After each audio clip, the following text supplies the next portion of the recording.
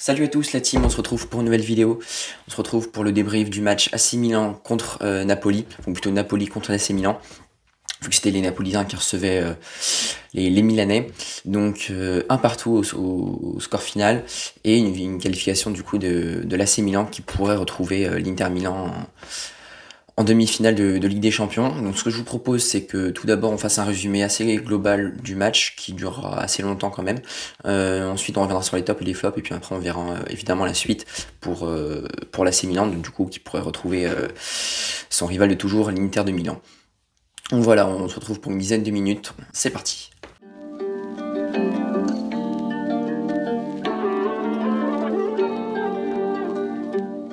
Donc tout d'abord revenons sur les compositions d'équipe. On a une composition d'équipe qui était vraisemblablement la même qu'au match aller selon les absences qu'on avait des deux côtés. Donc commençons par celle du Napoli avec un 4-3-3 fidèle du coup à Spalletti. Avec Alex Meret dans les buts, à droite Di Lorenzo en tant que capitaine, Kim Min-jae qui était suspendu, du coup c'est Juan Jesus à gauche qui le remplace. On avait toujours Ramani en défense centrale droit et on avait Mario Rui en tant que latéral gauche. Un milieu à 3 avec Anguissa qui était suspendu pour cause de carton rouge reçu à l'aller. Du coup, on avait toujours le Lobotka en numéro 6, Zielinski en milieu relayeur gauche, et en milieu relayeur droit, on avait Tanguy Ndombele du coup qui remplaçait Anguissa. Kvaratskhelia sur l'aile gauche, Osimhen avec son retour dans le 11 en tant que numéro 9, et Matteo Politano qui s'est malheureusement assez rapidement blessé, ce qui semble assez grave d'ailleurs la blessure. Et on passe maintenant à celle du Milan avec un 4-2-3-1, je crois que c'est exactement la même compo qu'à l'aller, donc du coup avec Maignan qui aura sorti un très gros match dans les buts, à gauche Théo Hernandez, une défense centrale composée de Tomori à gauche et de Simon Kjær qui aura fait un très gros match, qui revient d'ailleurs très très bien en tant que défenseur central droit, et on finit avec Calabria en défenseur central, en latéral droit. Double pivot composé de Krunic à droite et de Tonali à gauche, qui aura fait également un assez bon match, j'ai trouvé. Surtout Krunic qui sera bien redescendu aider tout simplement Calabria. En 10, Benasser, à droite Diaz qui sera un peu passé à côté de son match, on va voir. Raphaël Leão, donc du coup qui va amener le but d'Olivier Giroud qui sera titularisé en pointe mais qui sera amené à rater un penalty. Donc voilà pour la composition de ces équipes. Donc on passe tout de suite au résumé global du match. Donc c'est un match qui commence, c'est un copier-coller pour moi du match aller, avec un Napoli qui commence fort, pied au plancher, qui asphyxie vraiment les Milanais, mais les Milanais n'ont pas paniqué. Ils ont super bien défendu, à l'image d'un Calabria qui a vraiment éteint Kvaratskhelia. Un Kvaratskhelia pour moi qui n'a pas été suffisamment aidé à la fois par Mario Rui avant sa blessure, mais surtout par du coup Oliveira qui n'est pas assez monté pour moi, ce qui est vraiment dommage.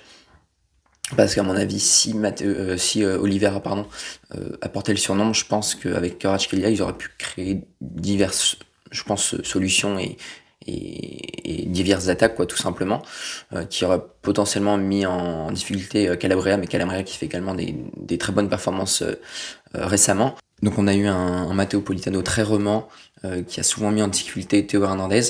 Malheureusement, l'ailier droit du Napoli s'est blessé, a été remplacé par Lozano du coup sur l'aile droite. Mais clairement, on a eu un Napoli très dominateur, à l'image de vraiment du milieu qui a réalisé plutôt un bon match pour moi. Mais surtout c'était une performance collective assez aboutie quand même du Napoli, qui se fait voler malheureusement sur un penalty non sifflé justement sur Lozano. Matteo Politano qui était vraiment très roman, et la plupart des actions dangereuses passaient par lui.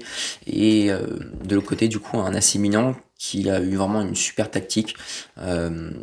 Franchement Stefano Pioli a super bien préparé son match et a donné une leçon tactique pour moi à l'entraîneur du Napoli, Spalletti, parce qu'on a vraiment vu une défense centrale et aussi un latéral droit vraiment très, très impressionnant. Malheureusement Théo Hernandez qui passe un peu à côté de son match pour moi, mais voilà, un Calabria très très très fort, une défense centrale pareil, Kjær et Tomori, c'est excellent. On a eu donc une deuxième mi-temps du coup assez particulière, parce que cette fois on a eu un un Napoli qui a continué de dominer, mais on sentait les Napolitains quand même assez résignés. Ils n'y croyaient plus vraiment, et d'ailleurs ils égalisent à la fin, mais ils n'y croient plus. C'est trop tard, il reste à peine 1 minute de jeu derrière. Donc d'ailleurs une très bonne entrée de Raspadori qui délivre un super centre à Osimhen, un Osimhen qui était moins bien d'ailleurs, on va pas se mentir. Un Osimhen du coup qui arrive à placer une bonne tête et à tromper Mike Maignan. Kvaratskhelia qui aura raté un penalty qui aura d'ailleurs été assez décevant, Kvaratskhelia, par rapport à Maignan qui aura été vraiment exceptionnel, qui sauve les siens d'ailleurs. Un Tomori qui concède le penalty, malheureusement il ne peut rien parce qu'il tacle et il a la main décollée du corps. Ça annule une action de but très très claire pour le Napoli, parce qu'il y avait l'attaquant napolitain pouvait conclure. Je me rappelle plus qui c'était exactement, mais voilà, donc penalty mal tiré par Kvaratskhelia, mais en tout cas très bien arrêté par Maignan. D'ailleurs c'est pareil pour Olivier Giroud, il a très mal tiré ce penalty qui était arrêté par Alex Meret, qui a fait également un très bon match. Mais voilà, donc un match assez solide, et quand même le copier-coller du match aller pour moi, côté milanais et côté napolitain, malgré que Napoli est bien plus dominé que la deuxième mi-temps du match retour que sa deuxième mi-temps pardon, du match aller, parce qu'ils avaient quand même pas mal subi en deuxième mi-temps du match aller, les Napolitains, tandis que là ils ont réussi à garder le contrôle mais en étant moins dangereux. Donc c'était quand même c'était bien, mais c'était pas suffisant, et un Milan qui a fait vraiment le dos rond avec à l'image pardon d'un Simon Kjær et d'un Tonali et un Tomori pardon, qui ont fait un super match également. Là, encore une fois la super prise à deux avec Krunic qui est vachement bien redescendu défendre et aider justement Calabria. Diaz également qui a bien défendu, qui est bien aidé à défendre. Malheureusement offensivement on l'a pas trop vu. Un Benacer qui a été vraiment très bon, j'ai trouvé. Voilà, c'est important de le dire, il a réussi franchement son match aller en marquant un but, mais également son match retour. Et un Raphaël Léaon qui fait un match assez contrasté, parce que pour moi le pénalty non sifflé, c'est Léaon qui fait la faute.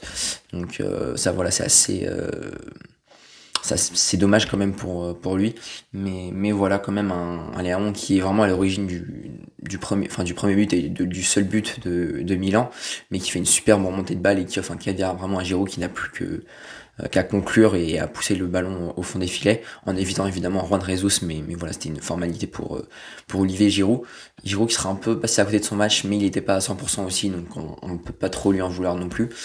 Mais voilà, une performance collectivement et défensivement très impressionnante de Milan. Et puis maintenant, si on avait à noter les tops et les flops, donc d'abord du côté de l'AC Milan, comment on ne peut mettre tout l'aspect défensif, à l'exception de Théo Hernandez que je mettrais dans les flops personnellement côté Milan.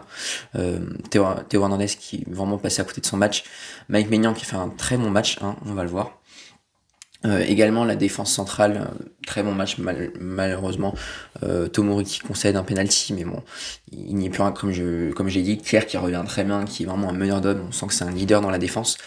Donc très bon match de Kjær, et comment ne pas mettre Calabria également dans les tops, qui fait vraiment un super match. Le milieu qui était également intéressant, et j'irais peut-être en flop également du côté du Milan, Brahim Diaz qui était vraiment en dessous par rapport au match aller. Côté napolitain maintenant, j'ai plus de mal à faire les tops et les flops. Je mettrais quand même Meret en top parce qu'il sort le penalty, il sort bien devant Giroud, il fait une belle parade. J'ai trouvé également, avant que Matteo Politano sorte sur blessure, il était vraiment très intéressant, l'ailier droit napolitain. Sinon, Kvaratskhelia était assez décevant. Oliveira pareil, en difficulté. J'ai trouvé, on sentait également que Jesus était vraiment en difficulté. Donc voilà, une performance collective quand même aboutie du Napoli pardon, mais on sent qu'il manquait quand même ce dernier geste, et on sentait qu'Osimhen quand même n'était pas à 100%. Donc voilà pour cette vidéo, donc on arrive déjà à la fin. Si t'as aimé la vidéo, n'hésite pas à t'abonner, à liker et évidemment à partager, ça m'aide vachement. Puis on se retrouve très prochainement pour de nouvelles vidéos. C'était Hearthstone Football, à la prochaine, ciao.